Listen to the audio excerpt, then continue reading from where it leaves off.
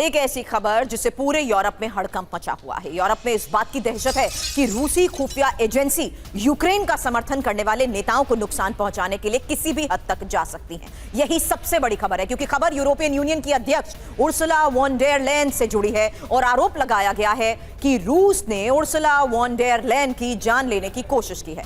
आरोप यह कि उर्सुला वॉन डेर लेयन के विमान से छेड़छाड़ की गई, उनकी जान को खतरे में डाला गया। फाइनेंशियल टाइम्स के हवाले से कहा गया कि इस हरकत के पीछे रूसी खुफिया एजेंसीज का हाथ है। आखिर कैसे यूरोपियन यूनियन के अध्यक्ष की जान को खतरे में डाला गया, पूरी डिटेल इंफॉर्मेशन अब आपके सामने, क्योंकि रविवार को उर्सुला वॉन डेर लेयन ने पोलैंड के वार्सा से बुल्गारिया के प्लोव्दिव के लिए उड़ान भरी। उन्होंने जिस विमान में उड़ान भरी वो विमान यूरोपियन यूनियन ने पट्टे पर लिया, लेकिन जब उनका विमान बुल्गारिया के आसमान में पहुंचा तभी उनके विमान का जीपीएस सिस्टम ठप हो गया। विमान के कॉकपिट में अफरा तफरी मची। दर्जनों कोशिश के बाद भी जीपीएस सिस्टम ठीक नहीं हो सका। विमान करीब 1 घंटे तक हवा में मंडराता रहा और उसका ईंधन भी खत्म होने लगा। जब जीपीएस सिस्टम ने काम नहीं किया तो पायलट ने एनालॉग मैप्स यानी कागज के मानचित्र के सहारे ही विमान को मैनुअल तरीके से उतारने का फैसला लिया। ऐसा करना खतरनाक तो हो ही सकता था, क्योंकि जरा सी चूक भारी पड़ सकती थी, लेकिन पायलट की कोशिशें कामयाब रही और बुल्गारिया के ही प्लोव्दिव हवाई अड्डे पर उर्सुला वॉन डेर लेयन का हवाई जहाज सही सलामत लैंड हो पाया। बाद में यह पता लगा कि न सिर्फ विमान का जीपीएस सिस्टम बल्कि प्लोव्दिव हवाई अड्डे का जीपीएस सिस्टम भी जाम हो गया था। एक और बड़ी इंफॉर्मेशन, बुल्गारिया यूक्रेन को सैन्य उपकरणों का प्रमुख आपूर्ति करता है और वॉन डेर लेयन रक्षा प्रोटोकॉल पर चर्चा के लिए ही बुल्गारिया के दौरे पर थी। उन्हें बुल्गारिया के प्रधानमंत्री रोसेन ज़ेलेज़्कोव से मिलना था और एक गोला बारूद कारखाने का भी दौरा करना था। अब वॉन डेर लेयन लंबे समय से पुतिन के कट्टर आलोचकों में से तो रही हैं। बुल्गारिया पहुंचने के बाद उन्होंने कहा कि पुतिन नहीं बदले हैं और वो ना ही बदलेंगे। वो एक शिकारी हैं, उन्हें सिर्फ मजबूत रक्षा उपायों से ही नियंत्रित किया जा सकता है।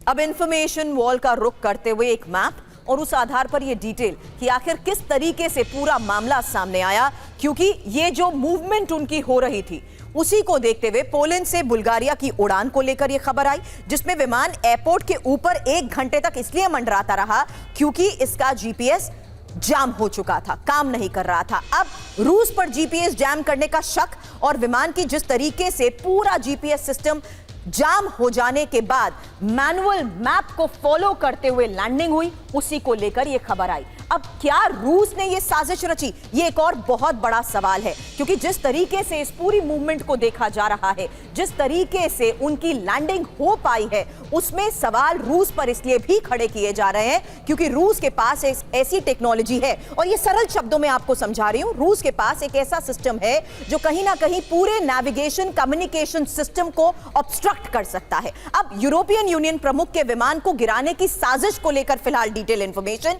क्योंकि साजिश में रूस का हाथ कैसे, विमान के साथ साथ हवाई अड्डे में जीपीएस सिग्नल डाक हो गए और ऐसा सिग्नल ब्लॉक या स्पूफिंग यानी गलत सिग्नल भेजकर ही हुआ। रूसी एजेंसीज इस टेक्निक का इस्तेमाल करती हैं, नेविगेशन बाधित करने में खास उपकरण का इस्तेमाल।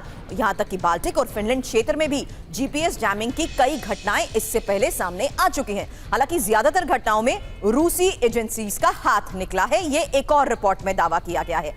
लेकिन पश्चिम रूस पर इतना शक क्यों जता रहा है, इसके भी कई कारण हैं। सबसे बड़ा कारण यही है कि रूस का ऐसा गोपनीय सिस्टम, ऐसा सीक्रेट सिस्टम है जो जीपीएस को जाम करने के लिए ही बना है। सिस्टम का नाम है टोबोल।